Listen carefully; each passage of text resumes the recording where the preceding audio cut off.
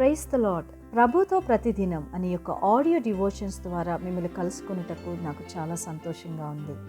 ప్రియులారా, ప్రభు కృపను బట్టి బాగున్నారు కదూ. ఈరోజు అంశము, దేవుడు నీకిచ్చిన దేహము పరిశుద్ధాత్మకు ఆలయమై ఉన్నది. లేఖన భాగము 1 కొరింథీయులకు రాసిన పత్రిక 6వ అధ్యాయము 19-20. మీ దేహము దేవుని వలన మీకు అనుగ్రహించబడి మీ దేహముతో దేవుణ్ణి మహిమపరచుడి. స్నేహితులారా, శరీరం లోపల ఏం జరుగుతుందో మనకి తెలియదు. అస్సలు తెలుసుకునే ప్రయత్నమే చేయం కదండి. దేవుడిచ్చిన ఈ శరీర నిర్మాణం ఎంత అద్భుతమైనదో దాని గురించి దావీదు చక్కగా వివరిస్తున్నాడు.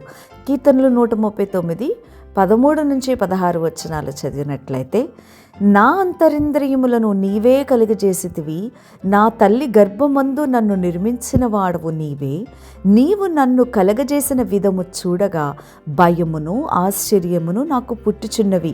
అందును బట్టి నేను మీకు కృతజ్ఞతాస్తుతులు చెల్లించుచున్నాను. నీ కార్యములు ఆశ్చర్యకరములు, ఆ సంగతి నాకు బాగుగా తెలిసి ఉన్నది.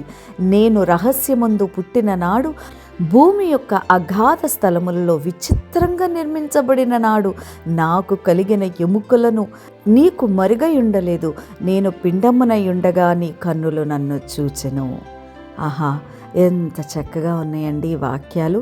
ఇంతటి విలువైన శరీరం, అందులోని భాగాలు, పనితీరు, ఇవన్నీ మనిషి ఆలోచించగలిగితే మనిషి దేవునికి ఎంత కృతజ్ఞత చెల్లించాలో అర్థమవుతుంది. రహస్యమందు మనము తల్లి గర్భములోనికి ప్రవేశింపబడినది మొదలుకొని భూమి మీదకు వచ్చే వరకు కూడా, అనగా 9 నెలల కాలంలో తల్లి గర్భంలోనికి ప్రవేశపెట్టబడిన కంటికి కనిపించని కణము ఆకారము రూపుదిద్దుకొని ఎముకలుగా, మాంసంగా, రక్తంగా, గుండె, ఊపిరితిత్తులు, కాలేయము, పేగులు, కళ్ళు, ముక్కు, చెవులు, నోరు, ఇలా శరీర భాగాలుగా మారి ఒక రూపాన్ని సంతరించుకొని ఉంటుంది అనంటే దేవుడు చేసిన అద్భుతం, ఆశ్చర్యం. చూడండి, దేవుడు కలుగజేసిన అంతర్యంద్రియాలన్నీ చాలా విలువైనవండి. ఒక కిడ్నీ, గుండె, కాలేయం, రక్తం, ఇవన్నీ బహిరంగంగా ఒకవేళ మార్కెట్లో కొనాలి అనుకో, ఎన్ని లక్షల రూపాయలు వెచ్చించాలి చెప్పండి. ధనవంతులు తమ ప్రాణాలను కాపాడుకోవటానికి ఎంత డబ్బైనా మరి వెచ్చించి కొనటానికి ప్రయత్నం చేస్తారు. కానీ నీకు నాకు దేవుడు ఇవన్నిటిని చాలా ఉచితంగా ఇచ్చి ఉన్నాడు. ఊహిద్దాం, ఒకవేళ అంగవైకల్యంతోనో మతిస్థిమితముతోనో పుట్టించాడనుకో, మనము దేవుణ్ణి స్తుతించగలమా చెప్పండి? దేవుని కోసం జీవించడానికి, ఉపయోగించడానికి మనం సిద్ధపడాలండి.